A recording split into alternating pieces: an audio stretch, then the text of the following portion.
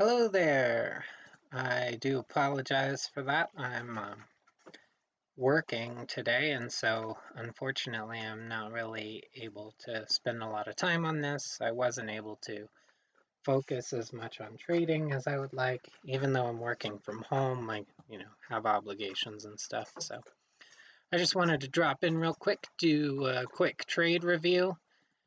Let's sum up my RIOT review, shall we? All right, so yesterday I bought puts here, and I added here, and then I held through this entire squeeze, and then watched in horror last night as it came back up. Down, boom, I could not get out in pre-market, and then praise be the market, it kind of fell off this morning. I hope my thing's not picking up my dog eating, and if it is, I apologize for that. Anyway, so it fell back, boom, and it was bouncing around, but one thing that I was tracking and noticed is that it was exceeding the average volume forecast. So according to my statistics, of which I have 2,370 samples, when a stock exceeds the average volume forecast, there is a 57% chance that it will close above the open.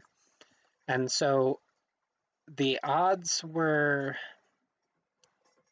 the odds I would say the odds were actually in my favor. And the reason that I say that is because it did have all this resistance. You could think of this as a first red day because it was in fact the first red day. And had I not already messed up the trade so many times and fought with this stock so much over the last 4 or 5 days, I would have had a clear head about it.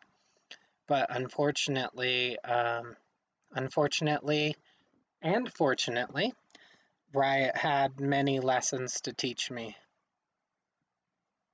But by the end of this, I was just incredibly emotional, and like all through yesterday, in my head, I'm just thinking, like, I just want off this ride. I don't want to be on this ride anymore.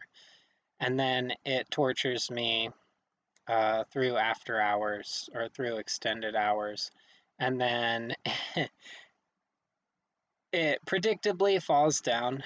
And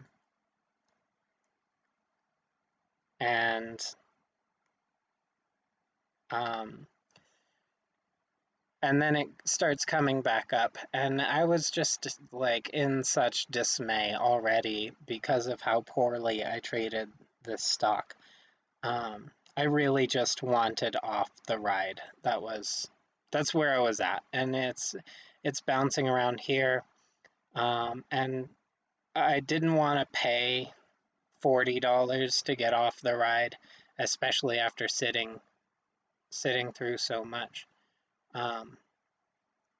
And so I took half off into here, and I managed to only lose $18 on this put in here. And then it fell down, and right around here when it bounced on the 10 support, I let it come back down to 10 to test again, and I just got out down here, and I think I made $9 on that contract, and so I wound up with a net $9 loss. But like the main takeaway from this is that timing is everything, because, excuse me, if I had gotten in yesterday, as I said in my yesterday's trade review, if I had gotten in after the squeeze, then I would not have had to sit through the squeeze. I mean, I could have cut my losses faster, and I did try. I tried to take profits through here. I tried to cut in here, but the point is, if I had taken losses faster, I wouldn't have been on the roller coaster. If I had waited for the squeeze to happen, not only would I have had a better position, but I would have had a better experience.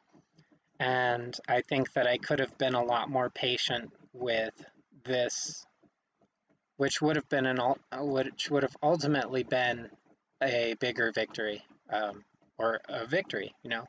So timing is everything, right? Wait until after the squeeze. And then here my timing was bad, getting out at the top, and then getting out essentially again at the top, but at least it was on a dip, so I could say that. I did think, because RIOT is so inclined towards channeling, I did think that there was a risk of it forming a channel from 10 to 1140. But ultimately, I knew that the odds were in my favor. Well, 43%, and it was already below the open. So I need to refine my statistics, but yeah, so it was exceeding the average volume forecast, which gave it more than a coin flip of closing above the open, and and I was incredibly emotional on the trade. So no regrets, only learning. Don't hate your gifts. Also, always look for the gifts. Okay, so today I was so glad. All right, so TSNP, we all know and love TSNP, right? The son of a gun, penny stocking ass B. Was a breakout yesterday. I missed it because I was fighting with RIOT. And then this morning it was a panic, and I was on it, man. I was on it. It was this panic. I know it was because it was after the RIOT act. Anyway, so I put in my entry at, I think it was 25.2 I tried to get it at. And I'll be damned if I didn't miss. I did. I missed. I did not get filled. But I'm glad to be on the right track with these morning panic dip buys. If you're not familiar with morning panic dip buys, then Google Tim Sykes morning panic dip buys. Secondly, I did manage to, I think it was Hertz. Yeah, I managed to catch it right in here. Right after I missed that, right after I missed TSNP, I managed to nab me some Hertz. And I wrote it, I think I got out at 198, because it was getting kind of choppy in here, and I didn't want, I was not feeling brave. So I was just glad I got my fill. That was like mission one, is get in one of these bounces. So now I can work on patience with them. 225 looks good, actually.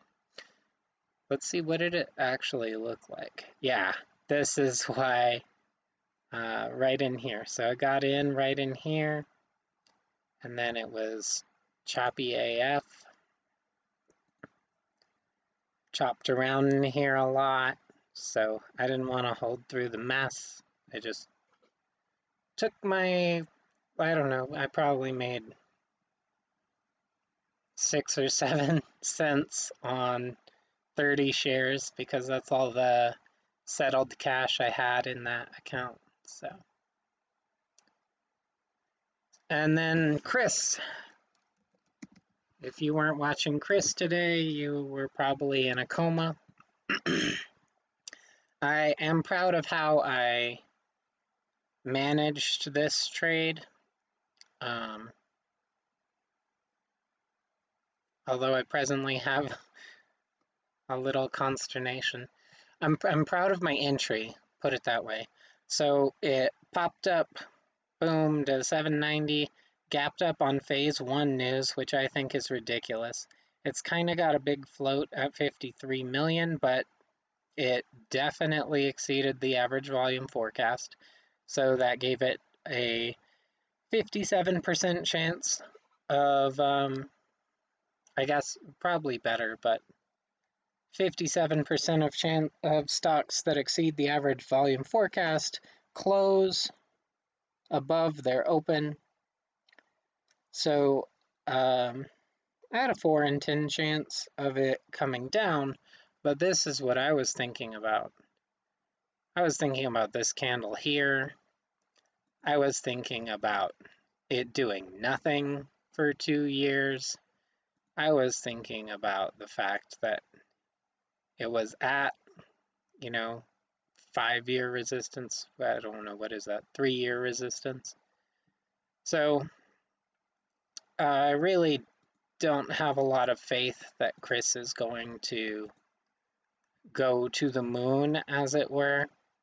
I'm pretty sure that they paid an analyst to upgrade their stock, so that they could put out an offering.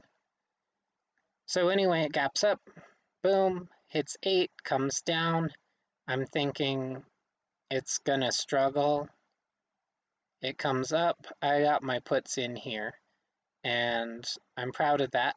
Well, I got some puts in here, and I'm proud of that because I waited for that little pop as opposed to chasing the weakness. And then it managed to come up, and when I saw it was failing here, I grabbed some more puts, so got puts there, and now it's after hours. There's not much I can do, but I hear, yeah, they put out an offering in after hours. So unfortunately, it did not destroy the stock as one might suppose, possibly because just because of all this hype. Because so one of my new rules is, not to short until after the short squeeze. And my argument for this decision was that this entire move was just a short squeeze. Like, I'm sure that it popped up to here and early shorts got aggressive and they got blown out of the water, and then they shorted it here and then they got blown out of the water. So my argument was that all of today was just a giant short squeeze. And so that's why I felt as though my rules were still intact. And perhaps they'll need revision. Perhaps I found a loophole in my own rules which can't benefit me. But I don't feel as though I've betrayed any of my rules or values. I did buy 250 puts, which are out of the money, obviously, and that might be testing the limits of my rules there. But I haven't written that one down yet, so we'll see how it goes. All right. Oh, shoot, I gotta go. Thanks for listening. Thanks for watching. I hope that you learned something from my mistakes, and I will talk to you later. Look for treasure. It's all over the place. Woo!